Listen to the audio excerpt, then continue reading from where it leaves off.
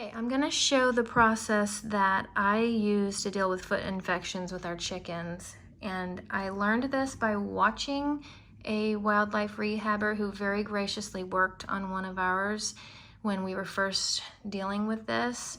I will say that I am a regular Joe Schmo. I don't have medical training, and there's probably things that could be done better or that would just make a professional cringe, but this is how I have gotten by, because that's kind of what we have to do when we don't have training. We just have to learn as we can. So this is what has worked for us. First, I don't have an injured chicken to show. So today we're gonna use Mr. Banana. But we will get to Mr. Banana in a minute because I don't need that just yet. So first, I usually wash the foot. I even use like soap and water, and I just wash the foot off so that the dirt and the nails and everything aren't gonna be spreading nasty stuff all in the soaking water. And then I take something to soak their foot in. You just need enough water to where it's covering the wound. And then this is gonna clean it and disinfect it. And so what you do is you put the water in the container, and then you put just as much of this as you need to tint the water blue. If you can see a blue tint, then you're good, you have enough. And then you soak it for 5 minutes. I asked about this. I've seen the 30-minute soak and all that. I've done it. She told me that 5 minutes is good, and beyond that, as much as you're gonna soften the tissue, is not necessarily needed. So after that soak, then I take the towel. The towel is the straitjacket. So you put it around their wings, and I just kind of wrap, and so that they're basically immobile and they can't flap, which would be kind of like, here's your chicken, and it's probably like, what are you doing? And then you can just kind of and then or I kind of like the roll. I literally put my chicken and I just go and I just roll it, and then you've got the head out here, the feet out here, and it's kind of like an inanimate object, and you can move her however you need to in order to see the feet. Okay, so this is where I get geared up. Put on gloves. I literally wear a headlamp because I'm telling you, like, you can see so much better into the wound. I put my glasses on, but if you don't need that, yay for your youth. And then, like, you can even whip out one of these suckers if you need, because you might have a moment where you need to see something like really good. Okay, Mr. Banana time. So you know that the wound is like, a lot of times it's a scab. Sometimes if we've already been working on it, it's like more disfigured or whatever. But the first thing I do is I take a blade, which is from Amazon.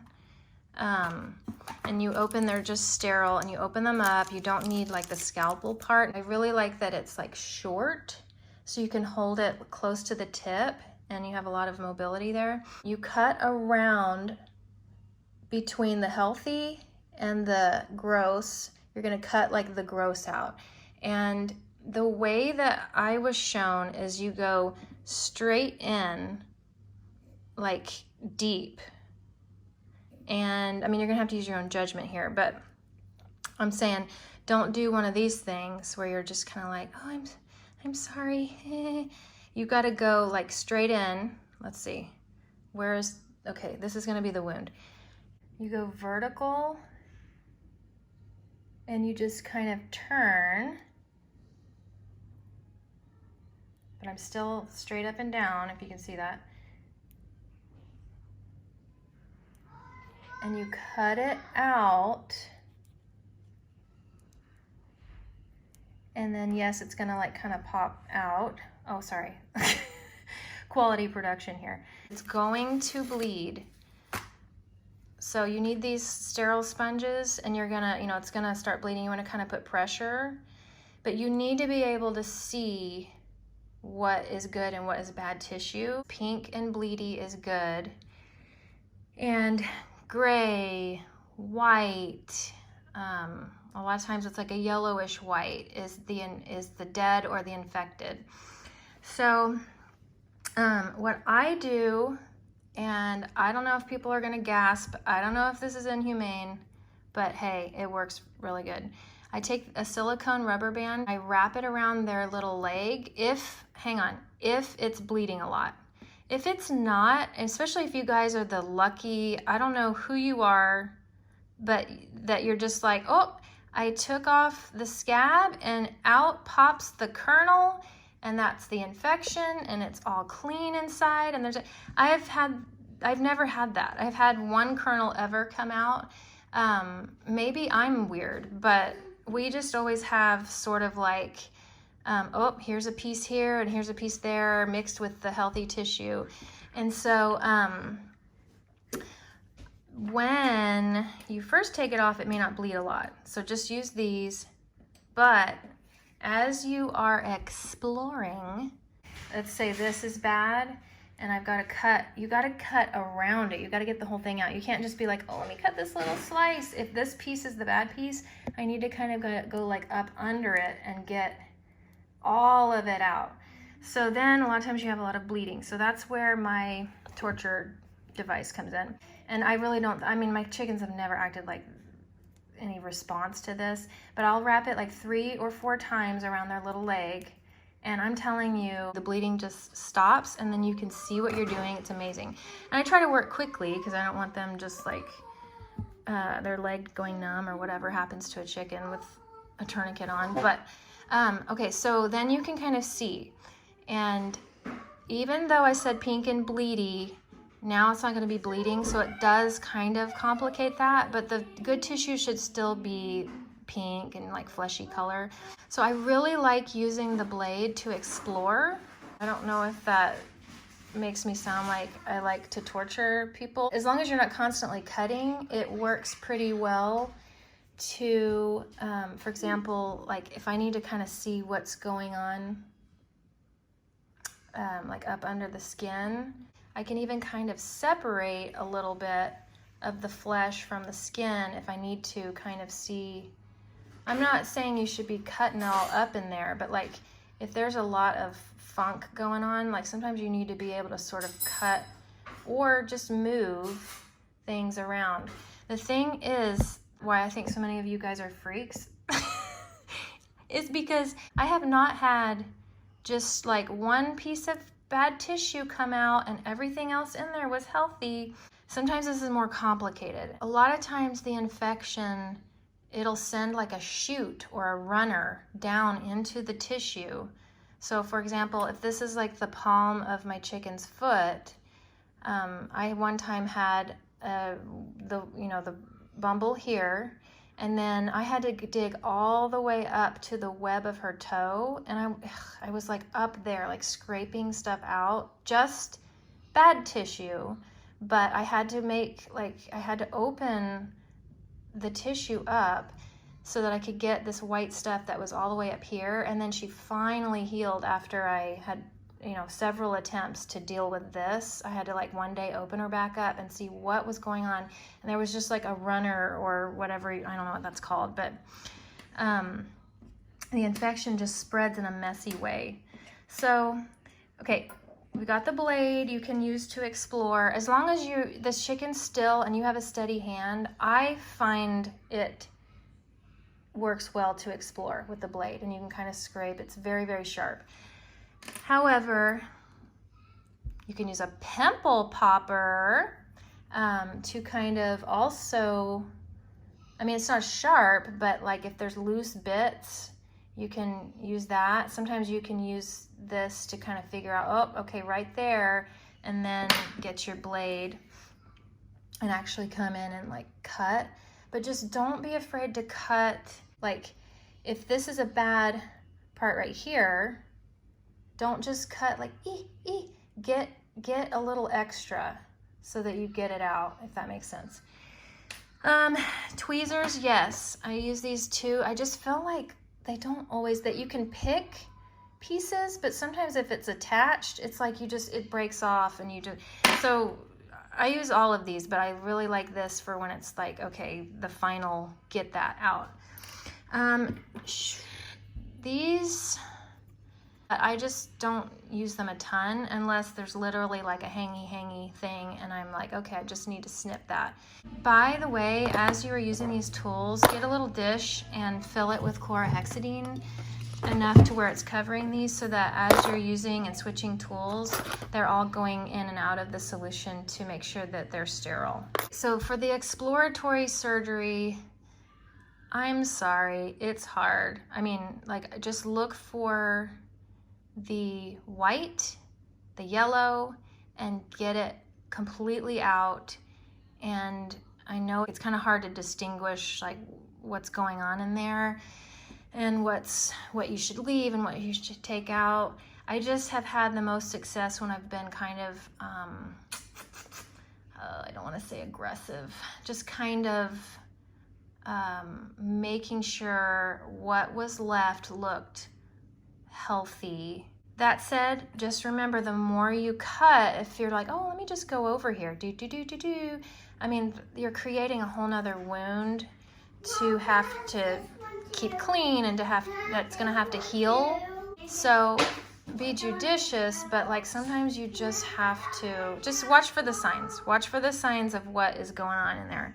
After you've gotten everything out that you can,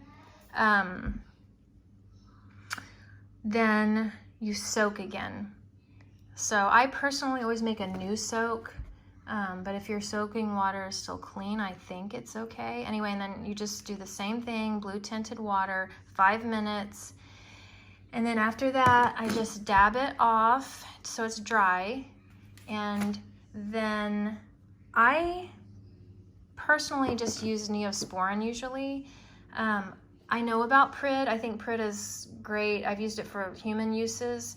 I haven't had the success that a lot of people have had with this, but I'm also kind of impatient, so it could just be me. I also really like this. If you guys are familiar with grapefruit seed extract, it's just harsh, so it does need to be diluted. For example, if I have like a cut, it's amazing for that, especially if you have like a little cut and it's like, ugh, this is so small, but it's like hurting. This somehow you just put a drop of water and a tiny little smear of this and like mix it in over your cut, and it will stop it from even hurting. So I've used this in the chicken's wounds, and the only thing is I've used it in conjunction with this soak and then like the Neosporin, so I don't know how effective it was. There is an ointment of this. The wildlife rehabber preferred that ointment over any kind of antibiotic cream. But if it's clean and you've soaked it and you're putting a germ killer on there, then, hold on, Mr. Banana. Then you're gonna take some of this non-stick gauze, and the reason it looks like this is, you know how they just come in a complete package, but you can, instead of pulling it out, just leave it in the package and cut a square, and then don't take it out. Of course, let's say I have clean hands here, and then I've just put the square over it. So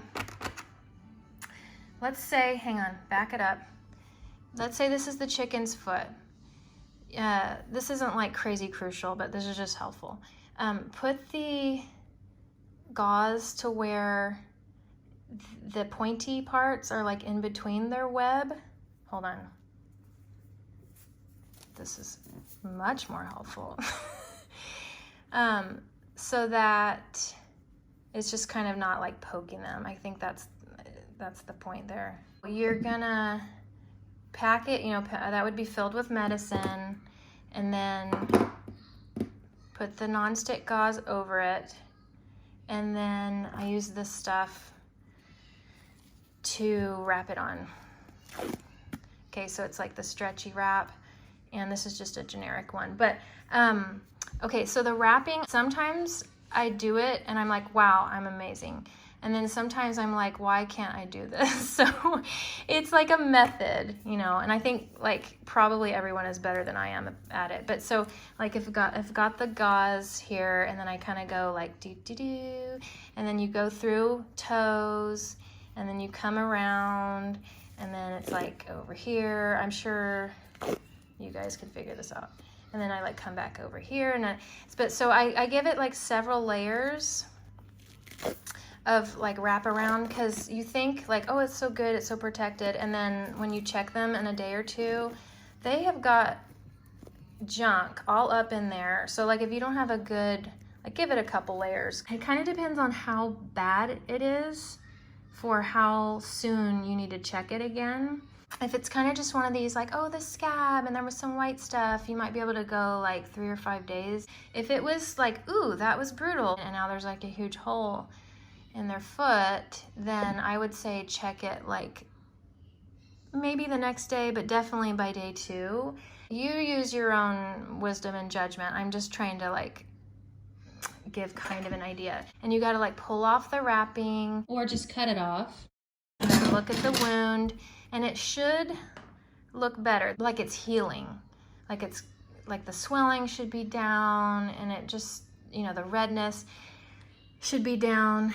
I did have a chicken once that was looking like it was healing on the outside, and it looked white, like the regular chicken skin color, but it was puffy, and I was just like, something does not look right. I don't know why I'm still showing you this. So I went ahead and opened it back up, and I felt so bad because it was healing and like, you know, closing, and I opened it back up, and I kind of lifted, and I looked around, and I saw more white stuff, and I had to just basically like do another surgery again, but we got all of it out, and she healed up great.